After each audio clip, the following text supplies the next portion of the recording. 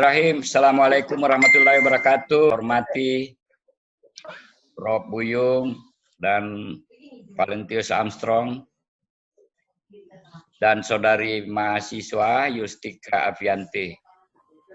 Alhamdulillah kita sudah quorum ini 3 quorum.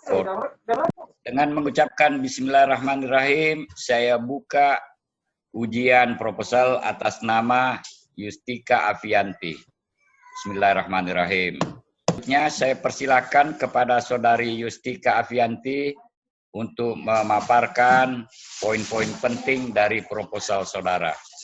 Waktu saya persilakan sekitar 10 menit. Saya persilakan.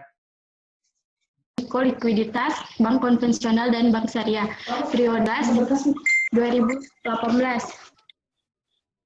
Ya. Yang pertama ada latar belakang penelitian. Bank merupakan lembaga keuangan yang sangat dipercaya masyarakat sebagai sumber modal atau pembiayaan untuk memulai kegiatan usaha dalam memenuhi kebutuhan hidup. Oleh karena itu, bank adalah suatu badan usaha yang tugas utamanya sebagai lembaga perantara dana dari pihak kelebihan dana, idle fund surplus unit kepada pihak yang membutuhkan dana atau kekurangan.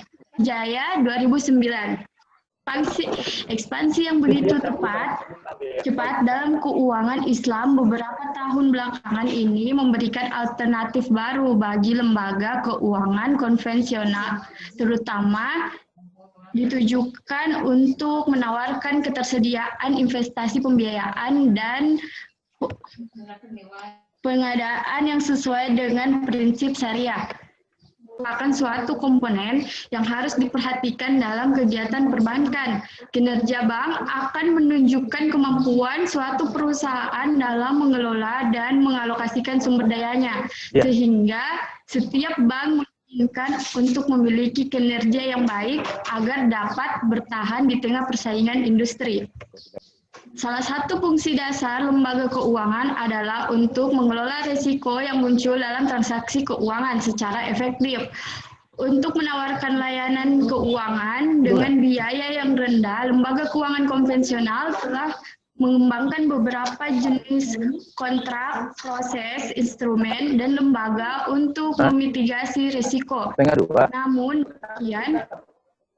masa depan dari industri keuangan syariah akan sangat bergantung pada kemampuan lembaga-lembaga tersebut dalam mengelola risiko yang muncul dari operasionalnya. Tidak dapat dipungkiri jika keduanya dihadapkan pada risiko kredit yang dapat menciptakan efek domino pada meningkatnya risiko likuiditas, sehingga bagaimana bank mengelola risiko likuiditas agar meminimalkan dampaknya. Kemudian secara teori, manajemen risiko likuiditas dapat diamati dengan cara menganalisis kinerja laporan keuangan perusahaan dan kebijakan manajemen risiko likuiditasnya. Item laporan keuangan yang dipakai dalam penelitian ini adalah return on asset (ROA), return on equity (ROE), capital adequacy ratio (CAR), size of bank size, loan to deposit ratio, capital networking capital NWC terhadap LRM. Kemudian research gap-nya, penelitian dilakukan Muharram dan Kurnia pada tahun 2012 menyatakan bahwa ROA berpengaruh positif signifikan terhadap tingkat likuiditas pada perbankan konvensional, sedangkan pada perbankan syariah, ROA berpengaruh negatif signifikan terhadap tingkat likuiditas. Sedangkan penelitian Mimi dan Omri tahun 2012 menunjukkan hubungan ROA dengan likuiditas bank adalah negatif pada bank syariah dan bank konvensional. Fauzibani Rizal Yahya 2017 menyimpulkan bahwa risiko likuiditas yang diukur dengan net interest margin NIM berpengaruh positif signifikan terhadap likuiditas pada bank syariah, namun tidak berpengaruh terhadap bank konvensional. Berbeda dengan penelitian Cici Widiawati dan Indramatno Yudhoyono tahun 2013, dalam penelitiannya menunjukkan bahwa net interest margin NIM berpengaruh positif terhadap bank konvensional namun tidak berpengaruh pada bank syariah. rumusan masalah. Berdasarkan uraian latar belakang di atas, maka rumusan masalah dalam penelitian ini sebagai berikut.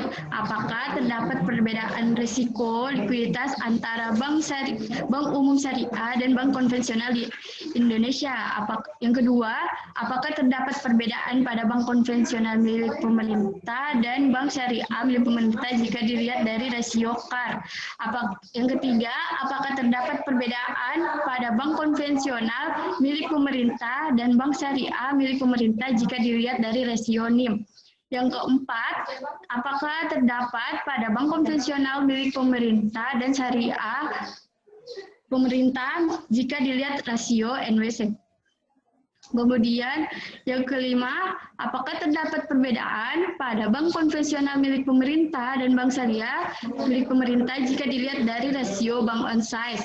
Yang keenam, apakah terdapat perbedaan pada bank konvensional milik pemerintah dan bank syariah jika dilihat dari rasio ROA. Yang ketujuh, apakah terdapat perbedaan pada bank konvensional milik pemerintah dan bank syariah milik pemerintah jika dilihat rasio ROE. Tujuan penelitian ini adalah untuk menjelaskan perbedaan risiko likuiditas antara bank umum syariah dan bank konvensional di Indonesia. Kemudian teori. Yang pertama ada pengertian bank, yang kedua jenis-jenis bank, yang ketiga bank konvensional, yang keempat bank syariah, yang kelima risiko perbankan, yang keenam kinerja keuangan, yang ketujuh analisis kinerja keuangan, yang ke-8 bank size, yang ke-9 net working capital, yang ke-10 return of asset ROA, yang ke-11 return of equity ROE, yang ke-12 capital equity ratio CAR, dan yang ke-13 net interest margin. Dari risiko likuiditas, CAR, NWC, bank on size, ROA, ROE, NIM, kemudian dari bank datanya dari bank syariah, yaitu Bank BRI Syariah, BNI Syariah, dan Bank Syariah Mandiri. Dan dari konvensional itu Bank BRI, Bank BNI, dan Bank Mandiri. Kemudian diuji beda rata-rata, independen sample test, kemudian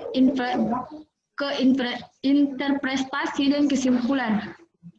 Penelitian yang pertama, terdapat perbedaan pada bank konvensional milik pemerintah dan bank syariah jika dilihat dari rasio CAR. Yang ketujuh, terdapat perbedaan pada bank konvensional milik pemerintah dan syariah jika dilihat dari variabel dependen. Penelitian ini adalah otoritas jasa keuangan. Dalam hal ini menjadi objek penelitian adalah seluruh bank konvensional dan syariah milik pemerintah yang terdaftar di OJK. Populasi penelitian ini adalah seluruh bank konvensional dan syariah milik pemerintah yang terdaftar di OJK selama periode 2014